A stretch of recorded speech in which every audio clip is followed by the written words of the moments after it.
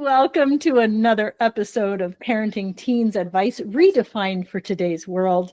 Thank you for being on the other end of this today. I am not always grateful that you spend your time with me, but I'm always so impressed when parents or educators or just another caring adult in the teen's life continue to seek out ways to help and support our kids. So thank you for being here.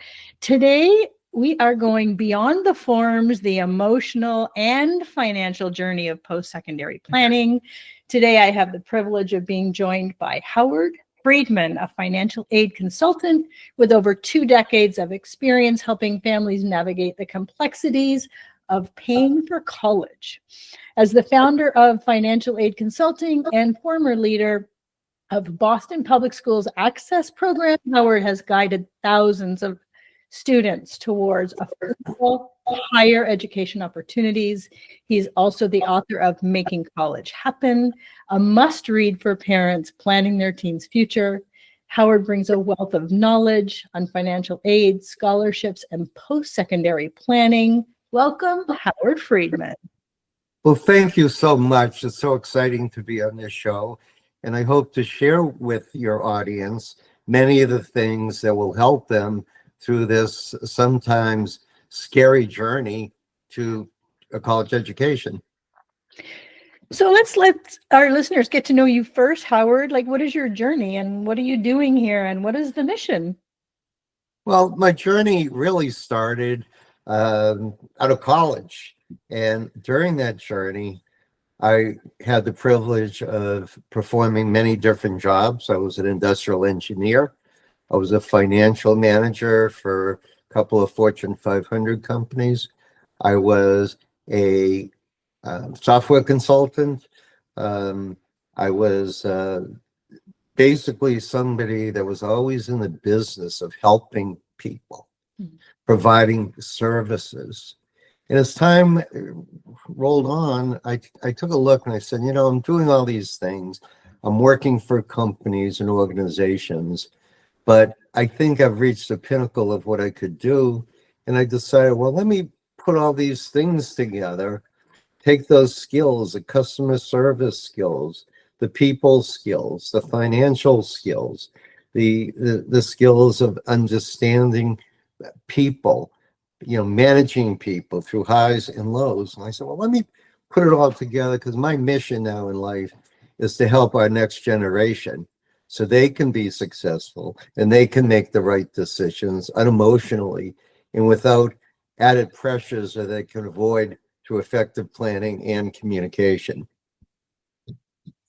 You know, I mean, there's nothing less credible than somebody who can get out of the system and still pull all the positive things out of a system and put it into a program.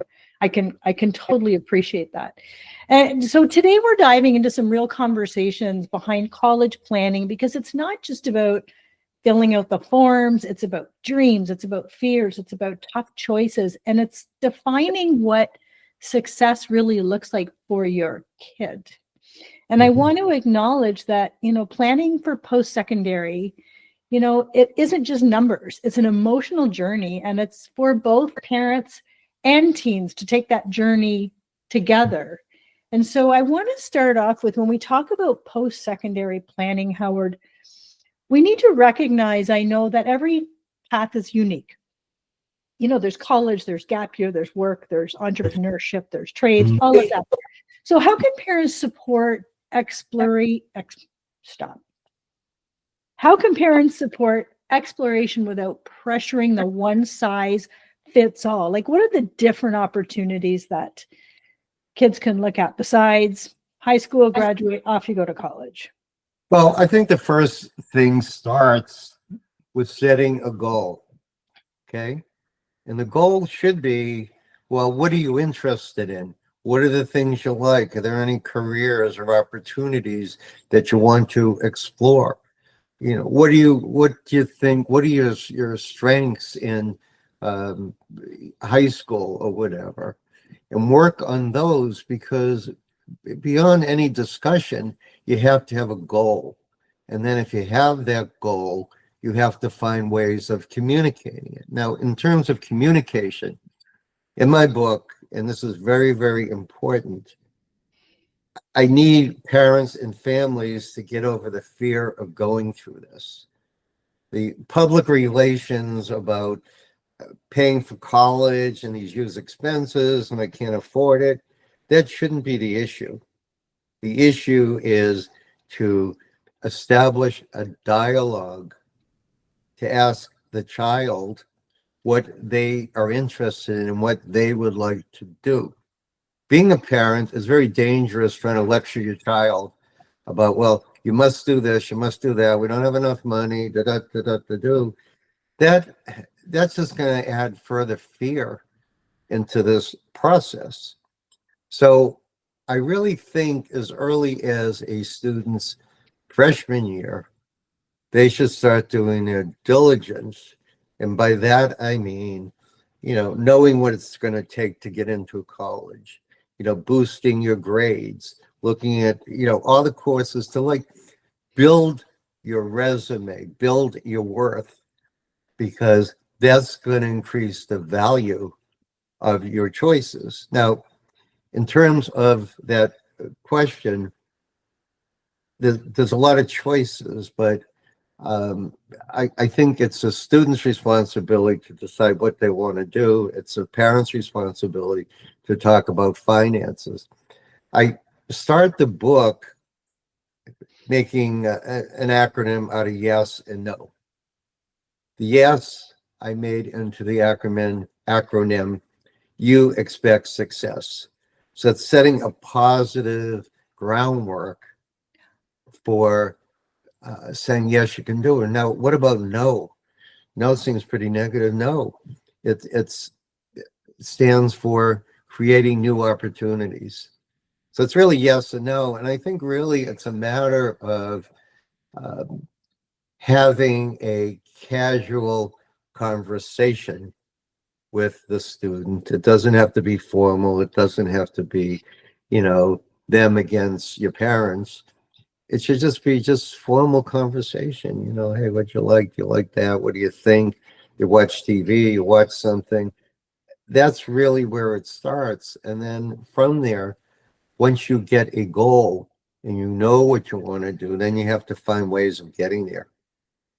I love how you said that. And the new opportunities reminds me of having a conversation where instead of, well, you can't do this and you can't do that and you can't do this, and turning it around to, well, how can I? Yeah. How can I? That opens the mind up to look for those new opportunities. I love that. Right. Yeah. That's very cool. And I, in the process of planning, I know I worked in high school for 28 years, and part of it was guidance. And I really I found myself steering the conversation. And when parents got to, I want them to have everything I didn't have. I couldn't go here. I couldn't be an engineer. I couldn't be a doctor. So this is where they're going. And that is a very enlightening conversation to shift that perspective. So parents, if that's what you're leaning towards, let's rethink that decision. Mhm. Let's talk about the planning, the goal phase. So who should be part of this decision making? Who should be part of the goal? Like, it's not just, I think, mom at the kitchen table with kid. Who should be a part of this whole party? I think, and I mentioned in the book, there are a lot of people involved in this process, some directly, some indirectly. The main thing with planning, the earlier you plan, the better. I think planning should start as early as freshman year in high school. Okay. And that kind of gets the ball rolling. Now, planning again goes to setting goals, talking about parameters. And I go back to C for college. When you think of college, think of C, communications. And I think along those lines, you have to have an agenda of what you want to talk about. And I think that involves definitely the parents, the student, but it also involves outside resources such as alums, uh, people that are going to the college visits, planning those very effectively.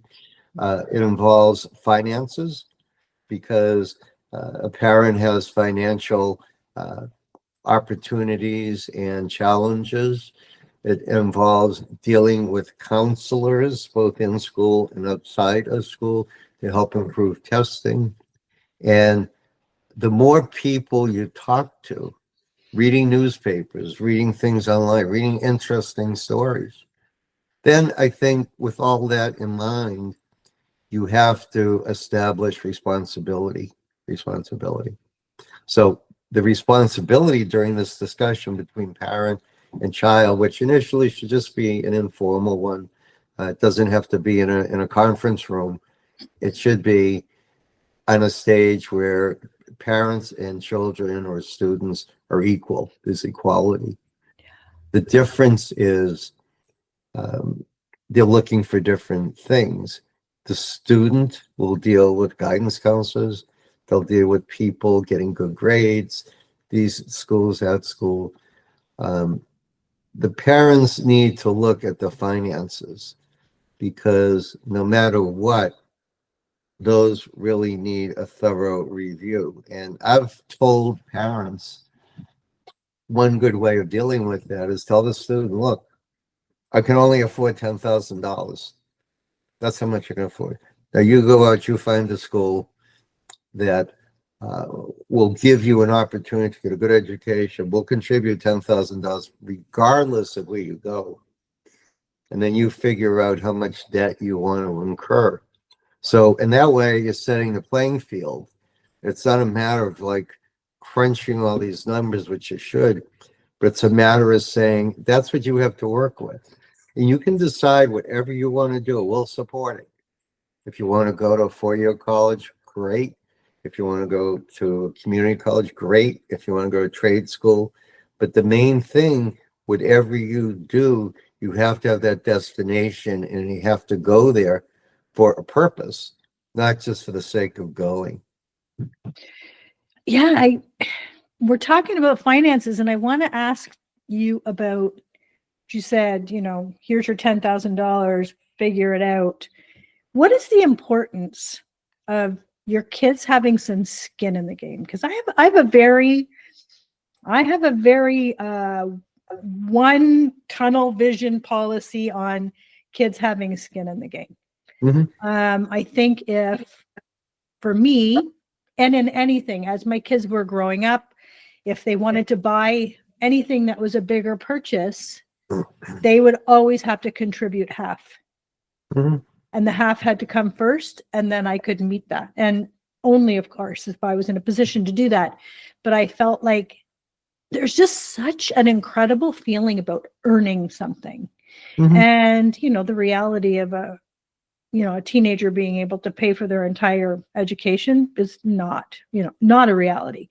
However, knowing that they worked their butts off delivering newspapers or serving coffee or whatever it is to get to where their goal is, I think I don't know about you, I think they put more investment in that actual goal and the process and the marks, like all of that, I think becomes a little more important to them. What do you think about them having skin in the game? I completely agree with you. I think in the U.S. the FAFSA form is a form where by completing it, the student automatically gets what they call a Stafford loan. It's not a big amount, but what it does is it does allow them to own a piece of their education. Mm-hmm. The other thing is that during the college years, the other thing that should happen is they should build their credit score. So it's really good to borrow money, to establish credit, maybe even get a credit card to pay off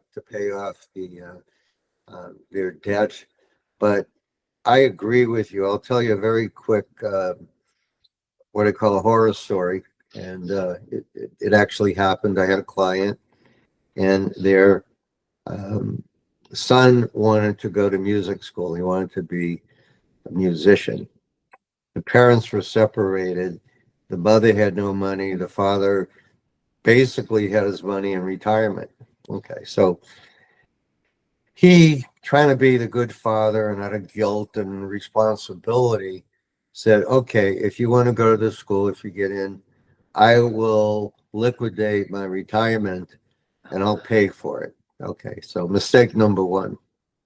So what happened after the first year, and there really wasn't any communication between the parent and the student throughout the year, but at the end of the year, the student gets a letter from the school saying that he has been expelled from the school. So what happened is, one, it was a big surprise to the parent. Secondly, the parent had no retirement. And thirdly, the child had no responsibility. So the person that was basically financially strapped was the father. And again, along with responsibility, I go back to the C for communication. No matter where a student goes to school, a parent should check with the students, see how the grades are, how they're doing, because in fact, if that doesn't happen, maybe they should pull out. But the bigger amount of money, the savings, even working, I talk about different things students can do and different ways of saving money, because that's a way of paying for college. Maybe you don't need that car. Maybe you'll give up the convenience of a car. Maybe you'll have a less expensive cell phone. Maybe you'll live off campus. Maybe you'll commute. Those are all ways that there is some sacrifice, but there's also an investment that the student really has a big stake in the school and be motivated to succeed and to get a good job so they can pay off any debt. But the credit score is really, really important, because you graduate college, you have debt, and you have a lousy credit score. So you want to buy a new car, you can't, because you don't have the credit. Your parents aren't going to co-sign for you. So work on building credit and owning part of your education, because you are going to get a payback. Yeah. The payback is a career. Such a good point. And as you talk about, it just popped into my head when you said, check with your kids about their marks. May I add to that even though you pay for their education, you have absolutely no say at the college to find out if they're coming, if they're going, if they're attending, if they're failing, nothing. And there is one caveat to that, is if your child has a specific disability or a diagnosis, you can sign off on a form that allows you to have access. But except for that, if you think you're calling that college in October to say, hey, how's Mikey doing? They're going to say, I have no idea who you are, and I'm not talking to you. So make those plans prior to going to college. So I just want to talk, we were talking a little bit about the finances, and can we address that really tough talk where I just can't afford it? I just can't afford it. And sometimes I think, parents might even be in a position where I know we should be planning this in grade 9, grade 10, grade 11, but I don't have the heart to say, I don't have the money. Like, it's so stressful. And nowadays, who does? Nobody's got the extra bucks. So can we talk about resources? Can we talk about having that conversation? Maybe even like resources people don't know about for finances. Can we get into that? Sure. I think, again, going back to my C's, we have to talk about creativity. And it's right. If you think of the world today, if you buy a home, you're going to take a loan. If you want to buy a car, you're going to take a loan. If you want to buy something on your credit card, it's like taking a loan. And I think the most important things is the creativity in the process of, well, what can we do to augment the cost of college? Well, one thing I recommend is do your research. Most colleges and most websites will tell you how much they've given out in financial aid. Okay.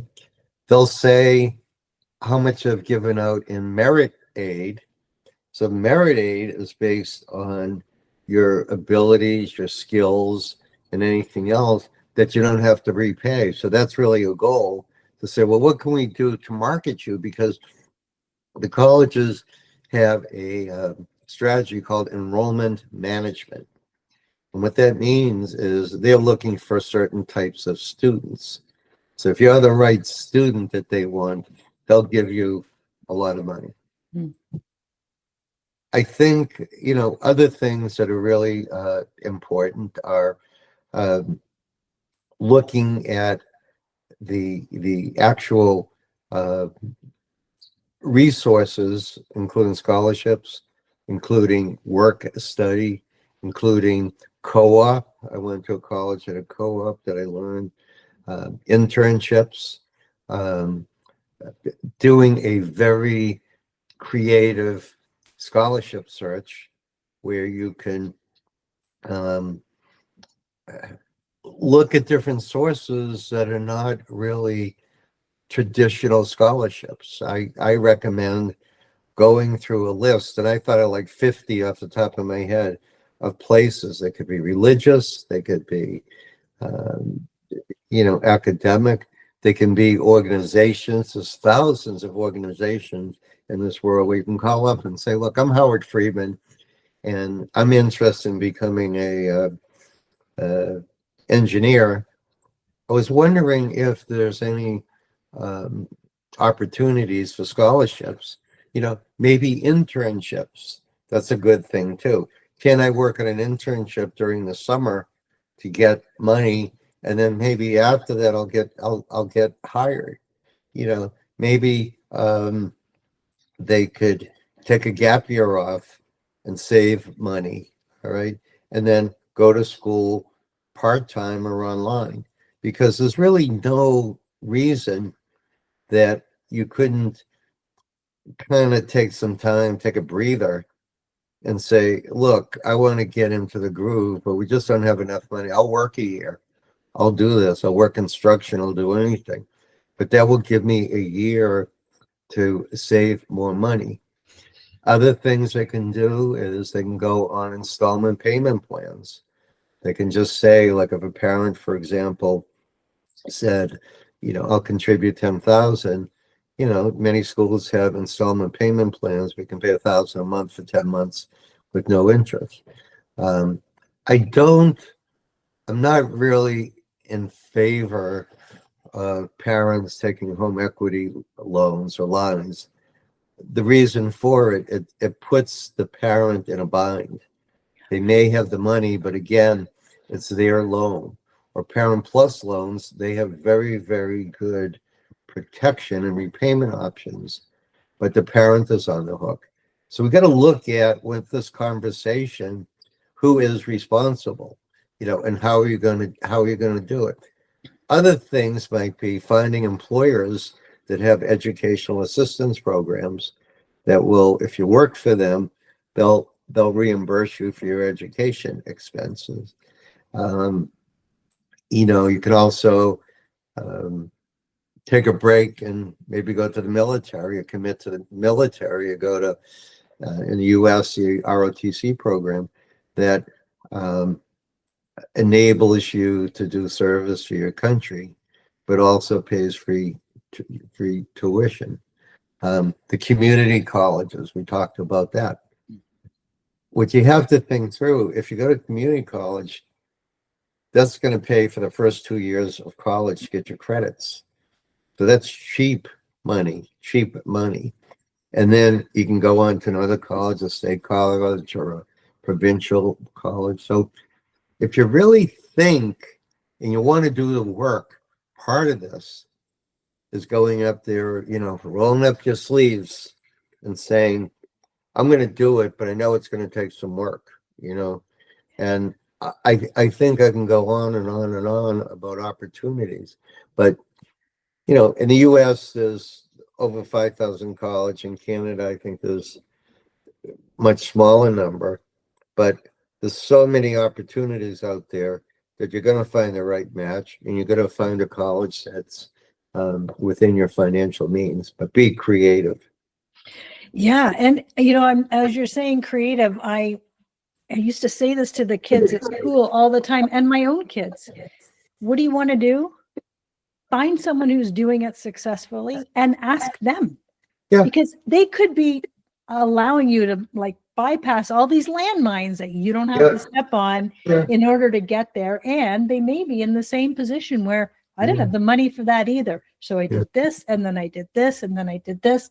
And like, I think, the whole process of being creative just really opens your mind and opens the discussion rather than, no, we can't. And I don't care, and when you talk about parents putting, their retirement or their line of credit or their home equity, I really want to stress to parents, really think about, before you even think about offering this, I want you to picture it all falling apart, completely falling apart, and what that's going to look like for you. Because emotionally, not just financially, emotionally, your kid's going to feel it. If they think, oh my God, I didn't do well, I failed out of this, and now their house, and the pressure you would put on your kid if it does fall apart, doesn't matter whose fault it is or what happens, really, I think ahead, like, what's that going to look like in 5 years? What's this going to look like if they can't pay me back? What's this,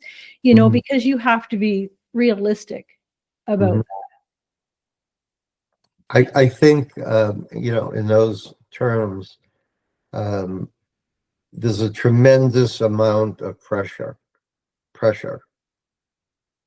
that parents and students face. So somehow you have to find ways to diffuse that pressure. And, many ways. One, I like humor. I like things to say, hey, let's just talk about it. But you have to separate. And I think this is the sad part. I think many people, and I found in my career, make decisions based on feelings. So we'll take the two F's, feelings versus facts. It's very hard for a parent to really make decisions, maybe out of guilt, out of pressure, out of the fact that this is a social, thing that you have to do. You have to send your kid to college. But the facts are, what are the chances that the student will succeed? I suggest to everybody, write your own resume. Before you start, write a resume. Not for a job, but, what are your skills? What's your education? What do you have to offer? It's not what I did. It's not important that I went to Harvard, or it's not important that I was in the, Glee Club. It's not important to any employer. What they're looking for are skills and opportunities and value that you can provide them. So it's not about me, it's about them. And what you have to do with this whole process is have a marketing plan that you're selling yourself, a valuable person. And again, if there's problems, if there's concerns, if let's say the child needs some, counseling and all that, find schools that will offer counseling, that will offer special support, that, special accommodations. There's a lot out there because there's a much greater awareness that, children, may have some challenges. So you can't just throw them in a lion's den and say succeed if in fact they need help, and let them, there's nothing to be ashamed of, but maybe they learn at a slower pace. It's not that they're not intelligent, maybe they have whatever you want to call it, but you have to find an environment that will nurture the child in a way that they can succeed. It's very, very intimidating when you go to college, or people pay to boost the scores and all that, and you're thrown into a college that you don't belong. There was a story that somebody told me about depression, and they talked about Harvard. And they said one of the schools that has the greatest depression rate is Harvard. And I said, hey, you're going to one of the best schools in the US. Why would you have it? Well, the reason is the student is a real star. They got, high grades, high SATs. They've been in every single club. They're president of this and that, but they're really stars. Then you go to Harvard and everybody's the same because you have a bunch of stars in the same room, and it's much more competitive and maybe more intimidating. So students who are up here are down here, and they find that to be very, very stressful, very depressing, because they're not the top person. So fit is really important. And I think when you go on campus visits that I encourage, you have a plan. You have a plan. And if it's a need to say, look, I got to talk to a counselor. I'd like to talk to a counselor in private. My child has this or that, and they have special needs. And, what provisions you allow, what opportunities to help them. They may have a physical handicap. What do you do? So again, that's all part of the process that people sometimes overlook. It's okay. I mean, I know people that say to me, look, I'm a very proud person. I don't want to ask for help. Asking for help is a sign of strength, not weakness. And I really think you have to do everything possible, both financially, academically, emotionally, to make sure all those pieces fall into place. That's part of this big picture. It's not a matter of going to a restaurant and say, I've seen this happen. Johnny, what do you think? Have you checked out the colleges? Yeah, I went to this college and I really like it. Why? Oh, the kids are really nice. They have nice facilities there. It's warm weather. I love playing golf, so I can play golf and I can swim and I can avoid the harsh winters. And by the way, my girlfriend goes there and I want to be with her. So it's okay, mom and dad, to spend $50,000 a year or whatever, because that's going to make me really happy. But I also have a learning disability, but that's not going to be a problem because I'll be in nice weather and I'll probably be in a better frame of mind. That's why I want to go to this college. And they're not finding the reasons to see if this college, regardless of where it is, will give them the great comfort level to know that they have a real good chance of succeeding, not failing because they went to college for a different reason. So focusing on reason, career, likelihood of getting in, there's all kinds of statistics, what your scores should be, what your SATs are. Yeah, you tend to do better if you're a star, and using that college analogy for Harvard. You may have a better chance if you're a star going to school that's not as competitive because they really want you. But if you go to really an Ivy League or something like that, they don't have to give you much money because maybe the parents have a lot of money. Now, we haven't really talked about the other extreme, the people that really don't have money, really poor money. Well, they do a form, they can get what they call a Pell Grant, because and get more grants because financially they're really unable to pay. So if you take that, because if you look at aid is a combination of need-based by doing the financial aid forms, the FAFSA, possibly the profile, and merit aid. They're two different things. So regardless of your financial situation, if you can work your butt off to get really high grades, take AP courses, be leadership and all that, you're a very marketable commodity, regardless of your financial situation. So you're building yourself up, and that will offset the cost of college if you're able to get merit-based aid, which is gift aid that doesn't have to be repaid. Mm. So that's why these things that I'm discussing are strategies, but it's not just strategies for middle class and upper middle class. It's for people that really don't have much. And, you know, it's no big deal to, again, to do the online learning, to do the community colleges if you don't have the money, you know, looking at ways of saving money. Just as you get started, you got to get started and make decisions. And once you make the decision, the right decision, you'll get there. You'll be successful. Yeah, I'm going to jump into when you were talking about kids with disabilities, because that's my jam for the last 28 years. Mhm. And when you're applying to colleges, and I'm in Canada, so it's our college is equivalent to your community college, and then there's university and trades. So I want to say that if you have a kid who has a disability, a diagnosis, an IEP, as we call it here, then they take that to the college or university that they're accepted to. Every college and university here have phenomenal accessible programs. They call it an accessibility office, disabilities office. There's different names. And the student takes the paperwork and says, here, my name's Cheryl. I have a diagnosis. This is what helped me before.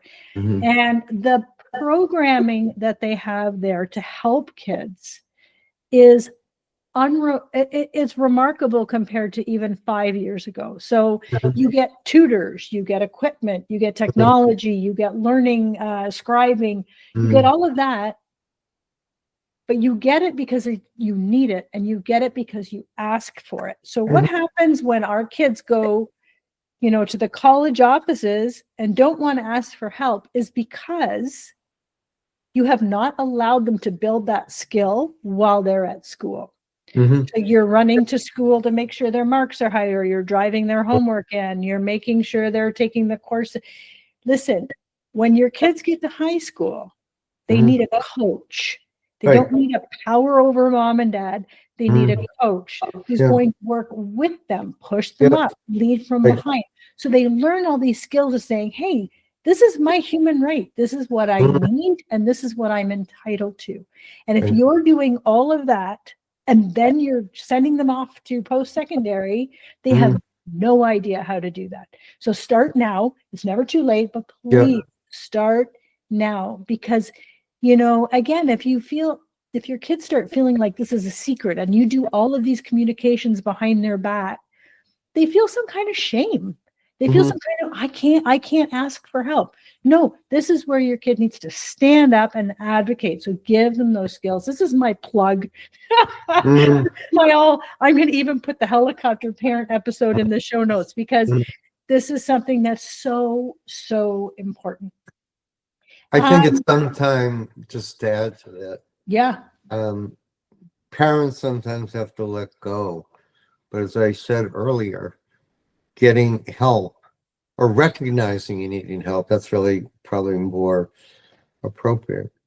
Recognizing you needed help to succeed, nobody has to know that. It doesn't have to be advertised to the world that Howard Freedman has a learning disability. He's really stupid.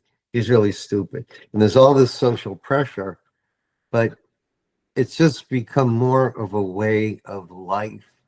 When I was a kid, you know, a long, long time ago, if kids acted up, they would send them to the headmaster's office. But they didn't know, maybe the child had he was hyperactive, or he needed some meds and all that. They didn't really realize that there's a lot of children that have conditions that they didn't ask for, but they were born with. And then the other piece to it, and I think in high schools, there's also kids that have social problems because they live in a household that their parents are divorced, separated, whatever, and all the things we've talked about, where kids have been abused and all that. So the psychological piece of saying, I got to talk to somebody. I'm afraid to stay in the dorm room. I'm afraid to engage in relationships with people. it's just as important that they need a mentor. They need somebody that they can clear the air, get rid of their hostilities, and then focus on college. That's what they need to do. So that's the other part of it too, the emotional part, where they need help. They need a buddy.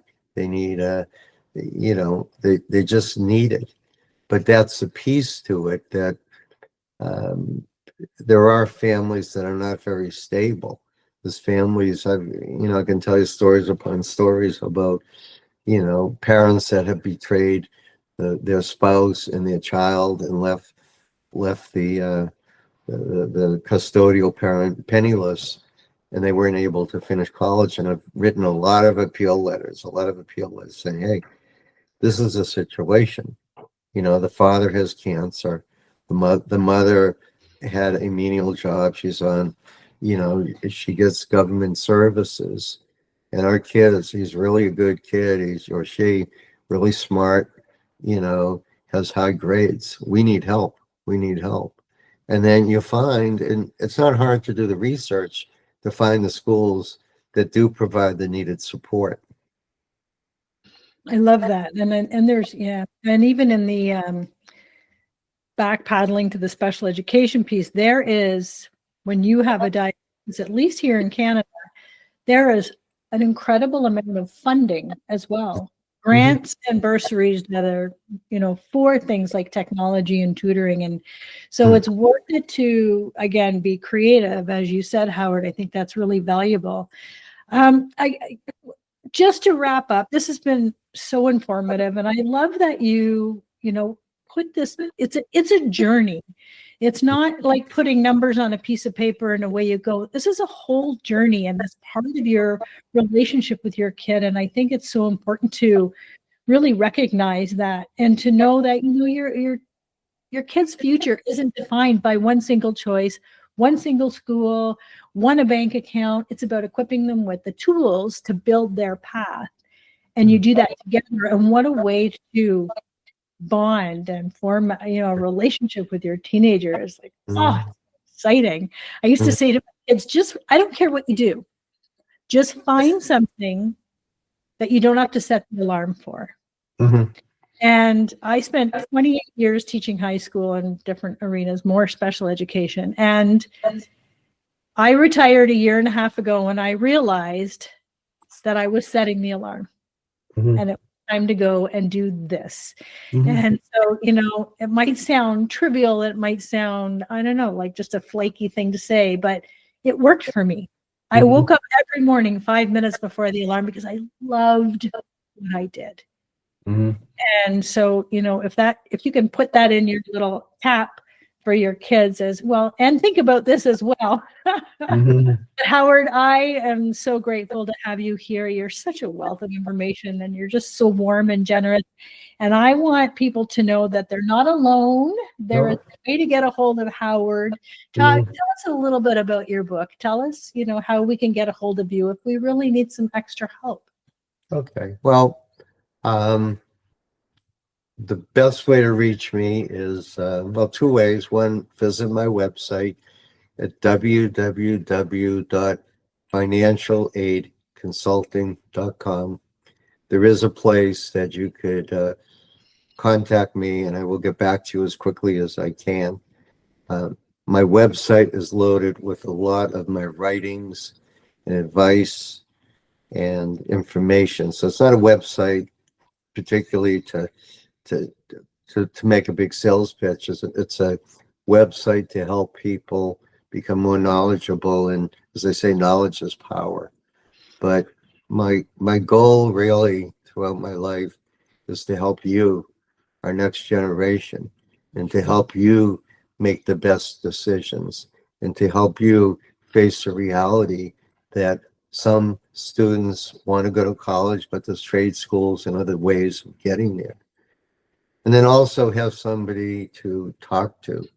I have so many clients that talk to me. I feel like I should have gone into psychology, because they tell me and they trust me with what they have to say. But I'm also very specific, and I'll tell them if I can or can't help them. So I don't want to take people's money if I can help them. I also believe I don't charge people a lot of money for my services. I'm not out after the money. I'm out to help people. And the great gratification I get by knowing that, like you, I get up every morning and I'm looking forward to saying, well, maybe I did something to shape another person's life. The book is a book that's a journey. It's a journey. It's not like a typical fill in the forms book. It tells you the truth. A lot of things that I've expressed today are in the book, like questions to ask, case studies, things to do along the way. It provides a tremendous amount of detail. And I try to make it, add some humor to it, because it's not all bad. I started it by saying, find a comfortable place, have coffee, cocoa, Fritos, or whatever, and relax and make it informal, and to let, I think, ultimately, the parents and students are on the same page, so to speak. And this is just another step that you're helping them find a career and gain the independence they need as an adult. And that's what it's all about. It's like, I want to help them get from point A to point B, a career, and lead a successful life that they can contribute to, embellish their skills and give back to society, to make society a better place, and a place where they can bring to it their skills and knowledge, and really make a difference. So that's what I want, and that's why I wrote the book, and that's why I do what I've been doing. And I have found this much more satisfying than working in corporate America and making a lot of money and being under a lot of pressure, because I am independent. And when I know I help people, most people are very grateful and and believe in me and thank me and write nice notes. So that's all worth it. It's all worth doing what I'm doing. And I just want to reach out and help people. And reaching out if people need my help or they need help from other sources. Again, it's just a way of saying, look, we don't know everything. And it's good to really reach out and talk to people that are much more objective and less emotional about making the right decisions. That's really good. And I want to say this because I don't think we can arm wrestle our kids to listen to the same podcast as we do. I'm a realist. I know that's going to happen. However, I want to say, if your kid needs a ride to the mall, leave them in the car and put this podcast on, because if we start by collaborating right from the start, I think that's like a one-up, right? There's your win. So Howard, I thank you so much for this. This has been a blast. You are so warm and comforting and generous. And you would probably, I'm sure, make this process for parents just a little more smooth and comforting. And I just love the work that you're doing. I really appreciate what you're doing out here in the world. And thank you again for joining us. Thank you for listening to Teen Minds. Parenting teens redefined, meaning our information is different and everything is different than when it was 5 years ago, 10 years ago. So we are redefining the advice so parents have the best resources to, raise our humans to be the most amazing people in this world and to love them on the way. So thank you for listening. I really appreciate your time, and we'll see you next time. Okay, it was my pleasure. Thank you for the opportunity.